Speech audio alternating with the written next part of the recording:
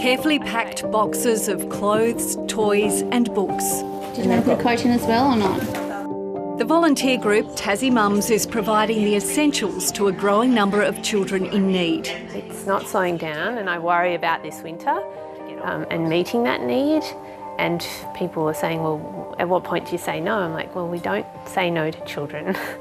This sense of community and coming together to help are among the things these women love about Tasmania. We moved here from busy cities on the mainland, getting to know everyone at your kids' school.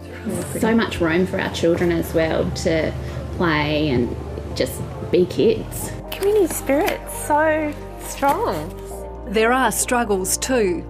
I do worry about children's health and healthcare. To have to take our children to the mainland to get specialist care is it's a big drawback in Tassie. The wider picture too for us is the state of childhood poverty here and the alarming rates of child illiteracy, and that's why we do what we do. We want to break those cycles of poverty and uplift the next generation for better outcomes for all of us. What Tasmanians think about the future, it's here where many of the things that will determine the destiny of the state will be decided. And in a few weeks' time, a new government will take charge. While it may only be in office 3 or 4 years, the laws created here, the projects championed, and how the budget is spent will have ramifications for Tasmania for decades to come. This is a small representation of a men's table gathering. A charity providing a safe place to share and create connections. We've grown rapidly. We now have 21 tables in Tasmania, 200 nationally.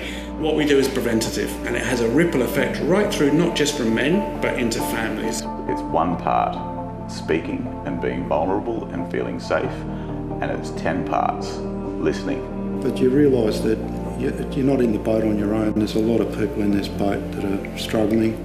The group would like to see more support for grassroots mental health organisations like theirs, as well as better access to clinical services. It's just a struggle to get help when you actually put your hand up to get it. And there are other things on their wish list for a future Tasmania. An improvement in education is really important. We have some very poor literacy rates down here, and if we can improve that, that will benefit the whole state. I kind of like the stagnant population, to be honest. After working around Australia and overseas, Chelsea Domain set up her hairdressing business in a couple of caravans at Macquarie Point on Hobart's waterfront. Her client, Kath Melbourne, also grew up interstate. What do you love about living here?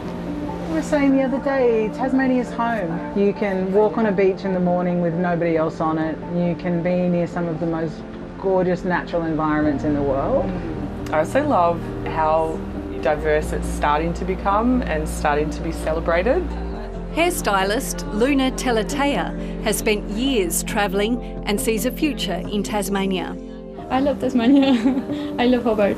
I love the nature that is here. But there are drawbacks. It's particularly when it comes to female GPs and really great female GPs. You know, you find one and then it's like they move to a different position or a different surgery, and then you've got to start the process all over again. And how are you finding it as a mum? I tell you what, I would love it if there was a little bit more support in the way of childcare. We had to wait, I think it was about 9 months before we got a call back to say that there was a place for my son. It's a challenge, especially being a business owner, but I still wouldn't live anywhere else in the world.